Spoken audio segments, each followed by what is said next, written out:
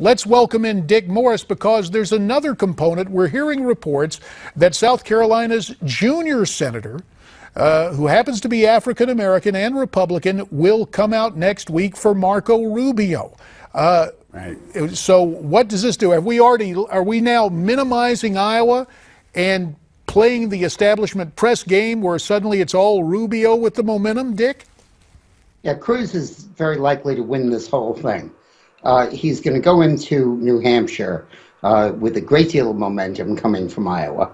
And Trump has been proven fallible. He's been proven not immortal. And I think that it's going to be a very tight three-way race in New Hampshire. And I don't know who's going to win that. South Carolina, Cruz is going to win. The evangelical vote, the conservative vote will line up for him, and he'll win in South Carolina fairly handily. Then you go to March 1st, which is Cruz's day.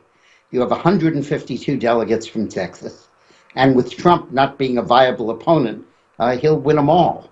Rubio will be in there, but nobody else will make the 20% threshold. And the other states are right out of Cruz's playbook. Alabama, Georgia, Kentucky, Oklahoma, North Carolina, Virginia. Those are all states that Cruz is going to sweep. And then you go to the winner-take-all in Ohio, Florida, and Missouri the same day on March 15th.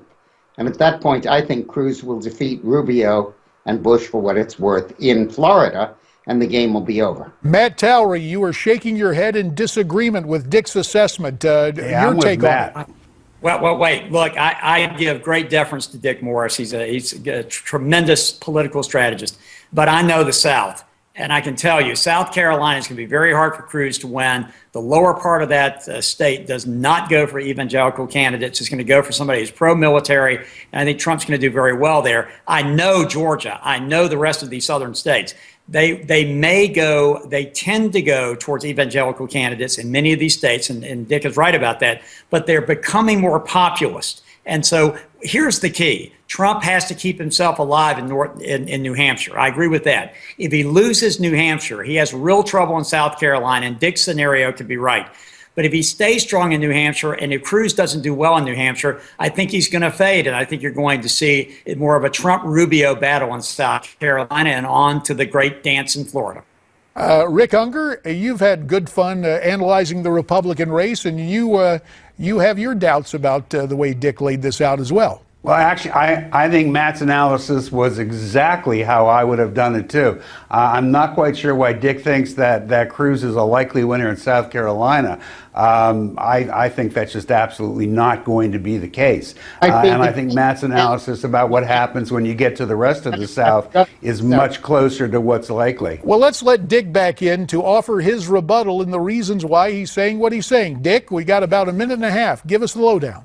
It might be because I've run successful campaigns for the senator and governor of South Carolina. I think I understand the state somewhat. It's a very conservative state, and Cruz is going to rack that state up. Look, there's an overwhelming majority of anti-establishment voters, and Rubio and re-upping for the Gang of Eight immigration solution, which he just did the other day, has really killed himself. And he's not going to. But you've already forgotten that there's a guy named Trump. Well, also, Dick, let me point out, things have changed since you ran those races. I mean, Newt Gingrich, who I was chairman of his organization back when he was speaker, he won South Carolina as a populist. He didn't win it as an evangelical because, as you recall, he was facing some rather dicey issues at that time. I mean, all due deference, I think South Carolina is going to be a very tough state when you have Rubio and Trump and Cruz in it for Cruz to win. We'll enjoy meeting each other after South Carolina. And I'm ready of course, to put a bet down, Matt. What about you? Well, no wagering, please. We'll just have meaningful discussions. If you want to go to Nevada and wager, that's your business. And Nevada's on this list, too. But next up, it's New Hampshire. Matt Towery, we appreciate your insights. Gentlemen, stand by. Jennifer Burke will join us in just a couple of minutes as we kind of take a break here. reconnoiter this, but we want to know what you think about what is going on. Who is your choice? Are you undeterred, still there for Trump? Do you like Cruz, like Rubio, or somebody else? Let your voice be heard. Tell us who you like in our straw poll by voting at newsmaxpolls.com. That's newsmaxpolls.com. We'll be right back.